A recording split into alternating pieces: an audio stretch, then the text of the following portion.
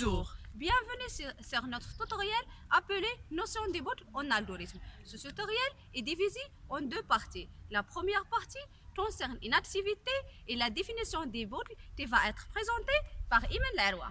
Et la deuxième partie concerne un exercice qui sert à montrer les différents types de boucles et leur définition, qui va être présenté par Khadija.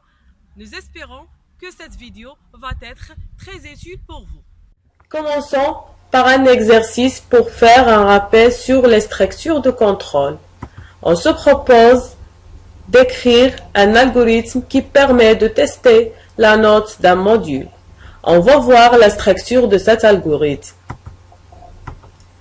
L'algorithme s'appelle note module. On a déclaré une variable note de type réel et dans le corps, on demande à l'utilisateur d'entrer une note et après, on fait un test sur la note. Si la note supérieure ou égale à 10, le message module validé sera affiché. Et dans le cas où la note est inférieure à 10, le message non validé va être affiché. Maintenant, on va essayer d'exécuter cet algorithme. Première instruction, c'est écrire « Entrer la note ». Voilà, le message est affiché sur l'écran. Et après, il y a l'instruction « Lire » qui permet à l'utilisateur de saisir la note.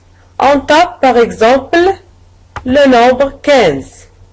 Alors, cette valeur va être stockée dans une case mémoire.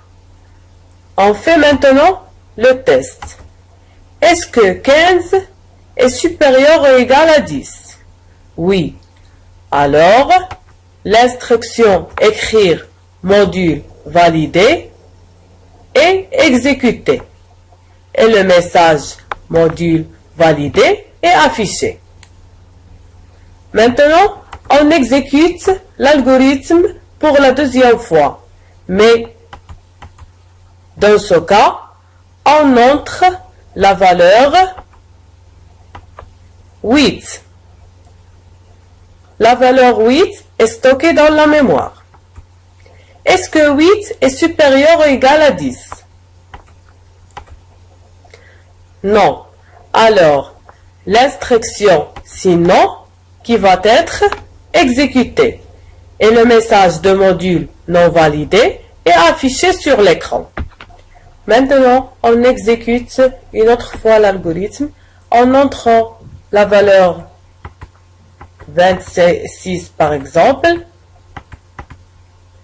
La valeur est stockée dans la mémoire et on fait le test. Il est clair que 26 est supérieur à 10. Alors, selon l'algorithme, le message module validé est affiché. Donc, qu'est-ce que vous remarquez? Dans ce cas, il est évident que la note doit être entre 0 et 20, alors que 26 n'est pas une note valable. Donc, cet algorithme est incomplet. Il faut ajouter une autre condition sur la validité de la note. La condition est si la note supérieure ou égale à 0 et note inférieure ou égale à 20, alors on exécute ces conditions. Sinon, ça veut dire si la note est inférieure à 0 ou bien note supérieure à 20, on affiche un message que la note est erronée.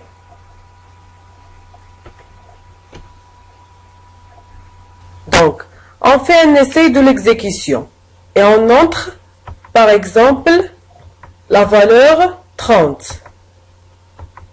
Est-ce que 30 est supérieur à 0 et inférieur à 20? Non. Alors, l'instruction de sinon est exécutée. Et le message note erronée est affiché. Vous avez remarqué que l'utilisateur peut entrer n'importe quelle valeur, soit entre 0 et 20 ou le contraire. Donc, pour résoudre ce problème, il faut répéter la demande d'entrer une note jusqu'à d'entrer une note valide. Il faut obliger à l'utilisateur à taper une valeur valide pour que la note soit correcte. Donc, le moyen de le faire, c'est de faire une répétition, de taper la note tant que la note n'est pas valide. Donc, on modifie l'algorithme. On ajoute tant que note est supérieure à 0 et note inférieure à ou égale à 20, ça veut dire note valide. Donc, on ajoute cette instruction avant les instructions de écrire et lire. Tant que est l'un des principales boucles en algorithme. Donc, qu'est-ce que ça veut dire une boucle? Boucle permet de répéter une instruction ou bien liste des instructions plusieurs fois. Un exercice qui sert à écrire un algorithme qui calcule la somme S, tel que S égale à 2 plus 4 plus 6 plus 8 plus 10 jusqu'à 4N plus 18. Donc, pour calculer la somme, il faut premièrement calculer la somme de 2 plus 4, c'est la première somme. Deuxième somme, c'est S2 égale à la première somme plus 6, S3 qui est égal à la deuxième somme plus 8, etc. Ceci revient à effectuer des opérations d'addition. C'est une répétition d'addition. Or, l'opération d'addition est une opération binaire qui a besoin de deux opérandes. Donc, trouvons pour chaque opération d'addition les deux opérandes correspondantes. Première étape. SA égale à combien? SA égale à 2 plus 4. Étape 2. S2, c'est la première somme SA plus 6. La troisième étape, ou la troisième somme, c'est S3 égale à la deuxième somme plus 8, etc. Comme vous voyez, la somme partielle calculée à l'étape I, c'est la somme partielle calculée à l'étape I moins A plus un deuxième opérand. Donc, SI égale à SI moins A plus un deuxième opérand. Maintenant, il faut déterminer le deuxième opérand. Pour calculer le deuxième opérand, on a deux méthodes. On commence par la première méthode qui consiste à faire la relation entre l'indice de la somme partielle et le deuxième opérand. Voilà. Donc, dans notre cas, 6 égale à combien? 6, c'est 2 fois l'indice de la somme partielle, 2, voilà 2, plus 1. Donc 2 fois 2 plus 1, c'est 6. S3, c'est 8, égale à 2. L'indice de la somme partielle, c'est 3, plus 1. Donc 3 plus 1, c'est 4, 3, 2, c'est 8. Pour le premier cas, on a 2 plus 4. Donc on suppose que S0 égale à 2, donc égale à S0 plus 4. Donc S0 égale à 2. Donc 4 égale à combien? 4 égale à 2 fois l'indice de la somme partielle qui est égal à 1 plus 1. Donc on peut conclure que la somme partielle calculée à l'étape I égale à la somme partielle calculée à l'étape I moins A plus 2 fois 3 plus 2 fois I plus 1, l'indice. Donc la somme SI égale à SI moins A plus 2 fois l'indice plus A. Voilà. On appelle cette écriture le terme général d'une boucle. C'est le terme général d'une boucle. On a aussi le terme initial, c'est le premier terme, c'est S0 qui est égal à 2. Donc le terme initial, c'est S0 qui est égal à 2. Donc, maintenant, comme vous voyez, on a déterminé le terme général et le terme initial. Il faut maintenant déterminer le nombre d'itérations, c'est-à-dire le nombre de fois qu'on doit calculer la somme partielle. C'est N0 égale à A fois N plus B. Voilà. N0, c'est le nombre d'itérations. A et B, on doit calculer A et B. N, c'est le même N qu'on a dans la somme.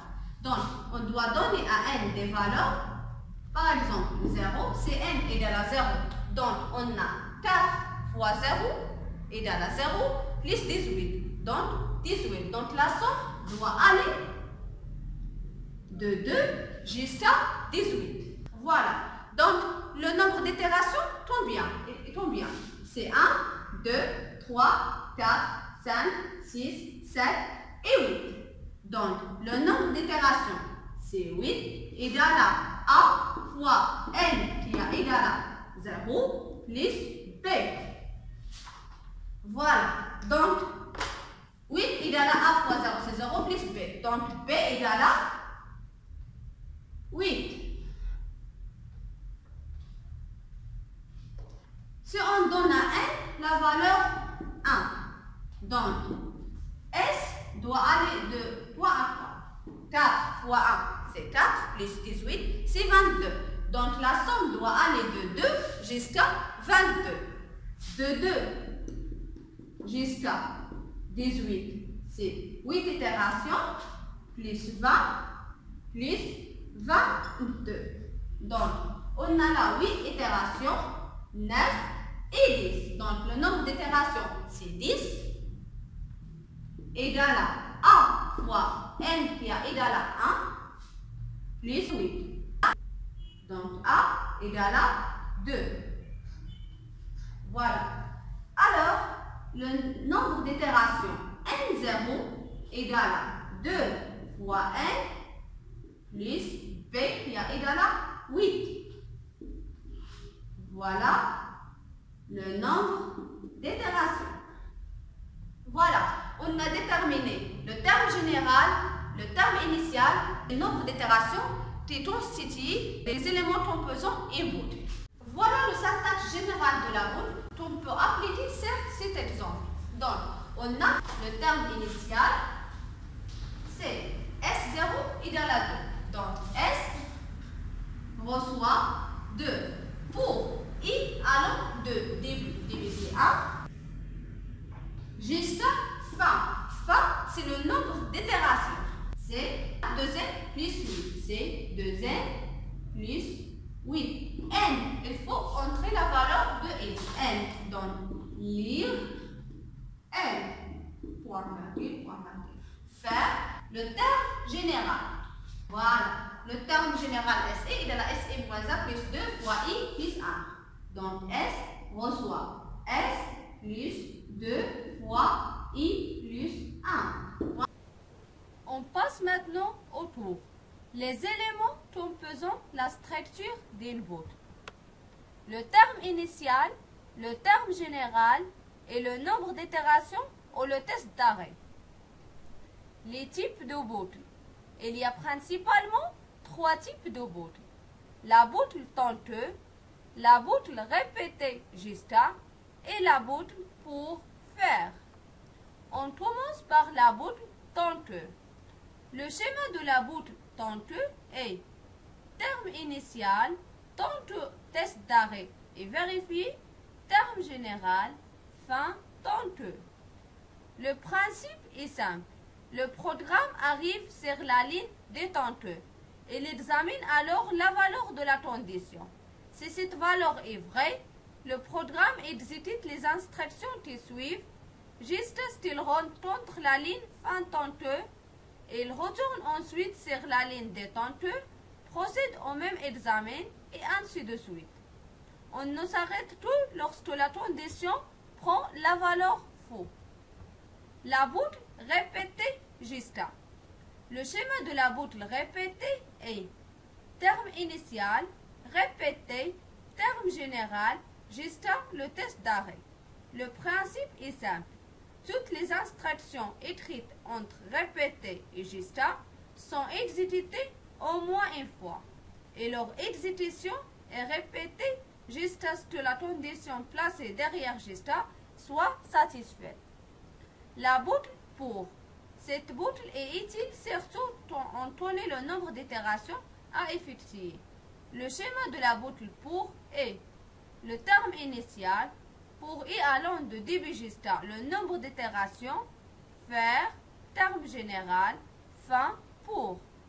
Le principe est simple.